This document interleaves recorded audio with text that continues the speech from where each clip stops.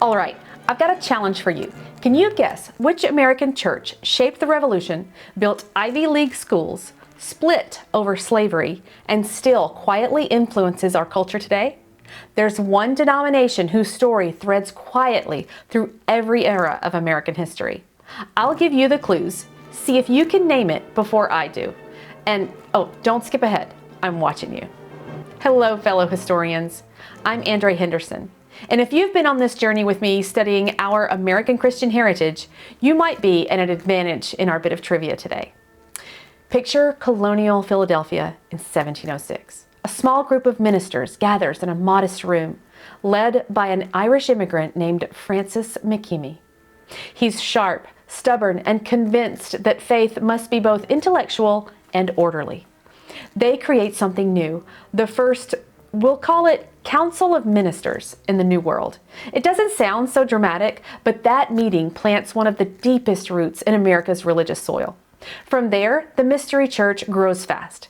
It's not flashy like the revivalist movements that will sweep the colonies later, but it's organized. It values trained clergy, educated congregations, and well-reasoned faith. A few decades later, one of its ministers starts what's called the Log College, a rough-hewn training ground for ministers that eventually inspires the founding of Princeton University. But organization can be both a blessing and a curse. Pretty soon, this church faces its first big identity crisis. How tightly should its ministers hold to its confession of faith? In 1729, they pass what becomes known as the Adopting Act. Ministers must affirm the Westminster Confession, but only in essential and necessary points. But who decides what's essential? The answer splits the church into two camps, the old side and the new side.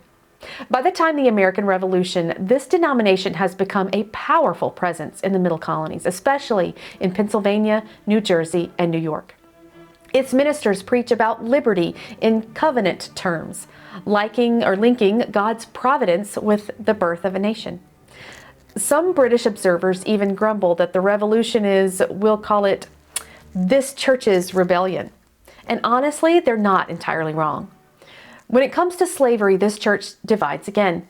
Northern members argue that Christian conscience cannot ignore the sin of bondage, while many in the South insist that Scripture allows it. The result is another split, North and South branches that mirror the nations. Still, this denomination endures. It weathers revivalism, industrialization, modernism, and social change. It produces thinkers, activists, and reformers who shape American debates over morality and freedom. Its influence stretches far beyond the pews into universities, politics, and public life. And yet, when people list the great religious forces of American history, they often mention the Puritans, the Methodists, the Baptists, and somehow they skip over this one. This mystery denomination can currently claim 8 U.S. presidents.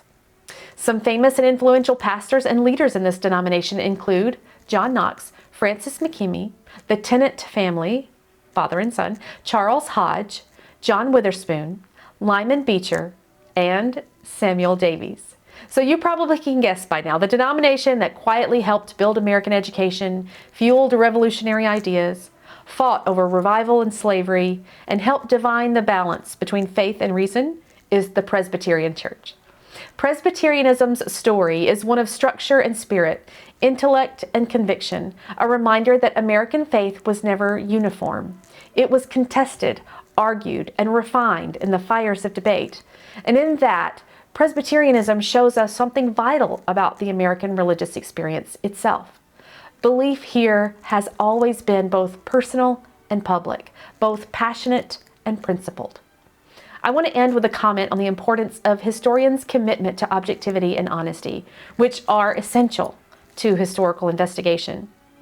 The Bible provides perfect principles of ethics that guide our evaluation of people and nations. Thank you for watching.